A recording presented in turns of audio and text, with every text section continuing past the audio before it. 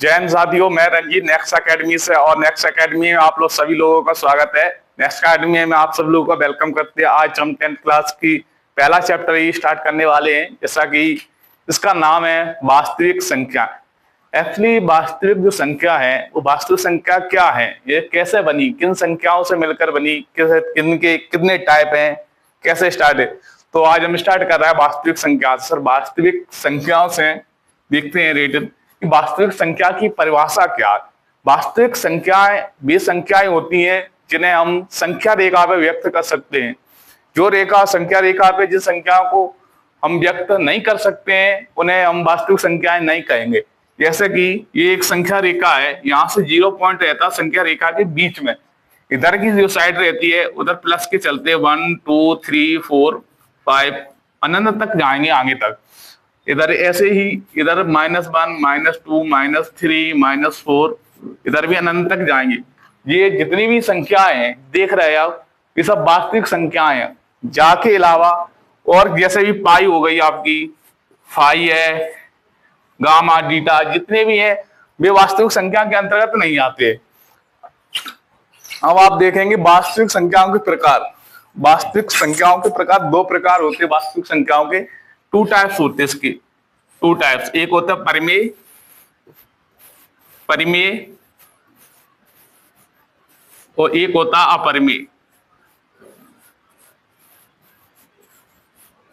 अपरिमेय तो ये इन दोनों संख्याओं को, परिमेय और अपरिमेय संख्याओं का योग हमेशा वास्तविक संख्या कहलाता है। इन दोनों संख्याओं से मिलकर ही ये संख्या बनती है। परिमेय संख्या को की परिभाषा में लिख सकते हैं कि P/Q, जो संख्या P/Q के रूप में लिखी जा सके और जहां पर Q इज नॉट इक्वल 0, वो संख्या परिमेय संख्या कहलाएगी।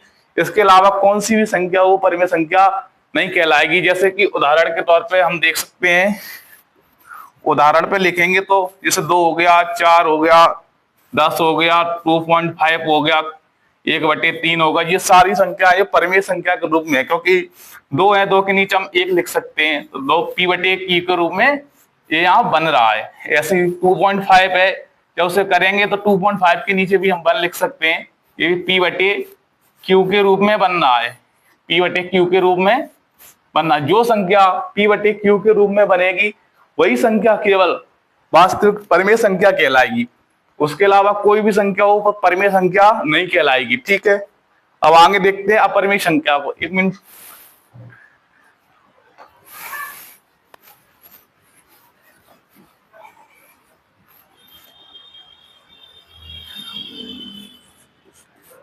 अपरिमेय संख्या,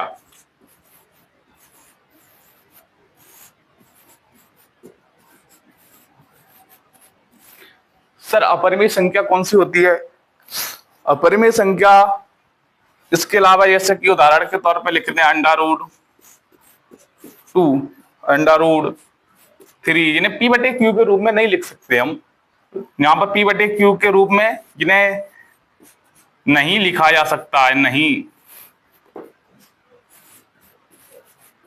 नहीं लिख सकते, उन्हें अपरिमेय संख्या कहते हैं। जो संख्या P/Q के रूप में लिखी जाती है वो परिमेय, इन्हें नहीं लिख सकते वो अपरिमेय।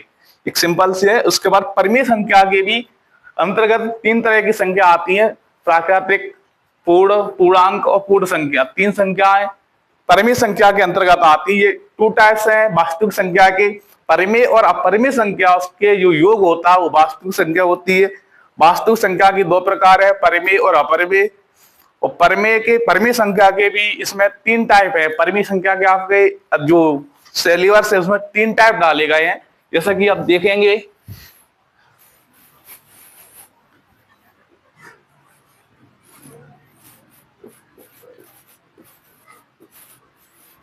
परिमेय संख्या के अंतर भी 3 टाइप हैं।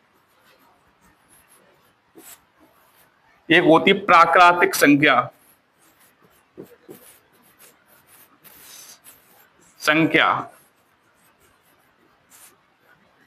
एक होता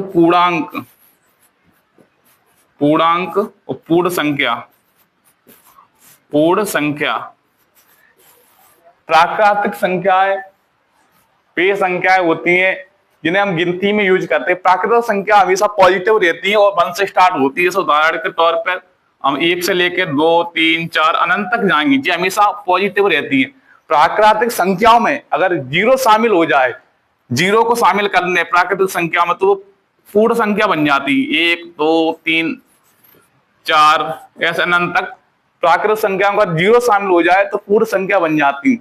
पूर्णांक होती प्राकृतिक संख्या है, और पूर्ण संख्या की जो मिक्सर होता है उन्हें पूर्णांक कहते हैं। जैसे 10 हुआ, 30 हो गया, 30 है, 10 है, 50, ये पूर्णांक है, एक पूर्ण है, इनका एक निश्चित मान है, ये होता है पूर्ण संख्या। इसके अलावा आ जाती है आपकी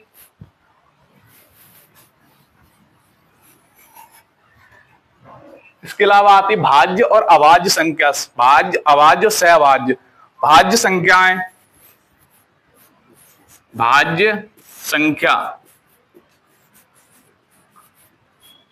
भाज्य संख्या वे संख्या होती है जिनके गुणनखंड 2 से अधिक हो। वे संख्या जिनका गुणनखंड 2 से अधिक हो भाज्य संख्या कहलाती है।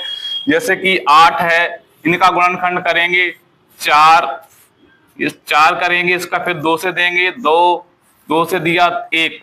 इनका जो गुणनखंड है 2 गुणा 2, इनका गुणनखंड 2 से अधिक हो। जैसे कि इसमें 3 गुणनखंड है, 1, 2, 3, इनका गुणनखंड 2 से अधिक होगा, वो भाज्य संख्या कहलाएगी।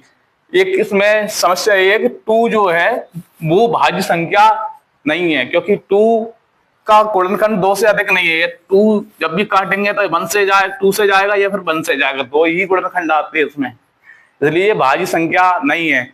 ऐसी होती है एक अभाज्य संख्या। अभाज्य संख्या इसी का आगे लिख सकते हैं अभाज्य संख्या। अभाज्य संख्या वे संख्या जिनका केवल और केवल 2 ही गुणनखंड है, इसके 2 के अलावा गुणनखंड नहीं हो सकते। जैसे कि 3 है, 7 है, 9 है, 7 है, 13 है, 9 नहीं सॉरी 13 है, ये इनके केवल 2 ही गुणनखंड होंगे, या तो ये स्वयं से जाएंगी या 1 से जाएंगी। 1 से तो सभी जाती है लेकिन स्वयं से जाती है। जैसे 3 को अगर खंड करेंगे या तो 1 से जाएगी 3 या 3 से जाएगा 1, 2 ही गुणनखंड आए तो ये संख्या भाज्य संख्या कहलाती है। बस